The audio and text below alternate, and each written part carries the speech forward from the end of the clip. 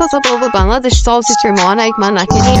সবার আগে আমি আমার আম্মা জানলে চিনি।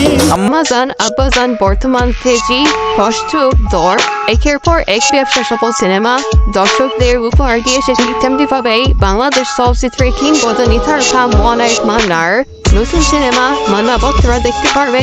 হ্যাঁ বন্ধুরা, রিয়েল নায়ক মান্না খুব শীঘ্রই মুক্তি পাচ্ছে পুরাতন 90 দশকের সুপারস্টার নায়ক মান্নার সুপারহিরো সিনেমা 22শে মার্চ ইউটিউবে প্রকাশ পাওয়া লাকি ফোন নামে একটি কন্টেন্টে দেখা যায় সুপারহিরো নায়ক মান্নাকে। চিত্রনায়ক মান্নাকে দেখার সাথে সাথেই আগ্রহ বেড়ে যায় মান্না ভক্তদের। ট্রেলারটি ডিসক্রিপশনে দেখা যায় লাকি টন বাংলাদেশের সুপারহিরো প্লেন। ছবিটিতে এলিয়েন আর্টিফিক্টের অসাধারণ শক্তি আবিষ্কার করার ঘটনা লুকানো থাকবে। মূল কন্টেন্টটি ইউটিউবে সিরিজ আকারে ছাড়ার কথা রয়েছে। এখন কথা হলো এমন কন্টেন্ট নায়ক মান্নাকে নিয়ে করার কি ছিল।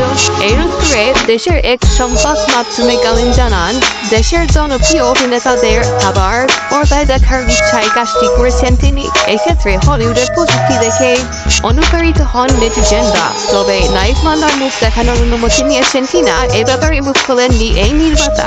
গালিপারও জানিয়েছে ট্রেলারে তিনি খুব ভালো সাড়া পেয়েছে।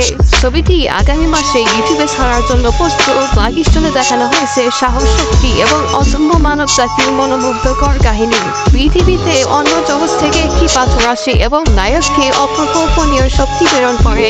এরপর ঘটতে থাকে একের পর এক অবিশ্বাস্য ঘটনা, ঠিক যেমনটা দেখানো হয় হলিউড সিনেমাগুলোতে। বন্ধুরা, আপনারা কে কে মান্না ভক্ত কমেন্ট করে জানাবেন। ভিডিওটি এ পর্যন্তই। ভালো লেগে থাকলে চ্যানেলটি সাবস্ক্রাইব করে আমাদের পাশে থাকুন। ধন্যবাদ সবাইকে।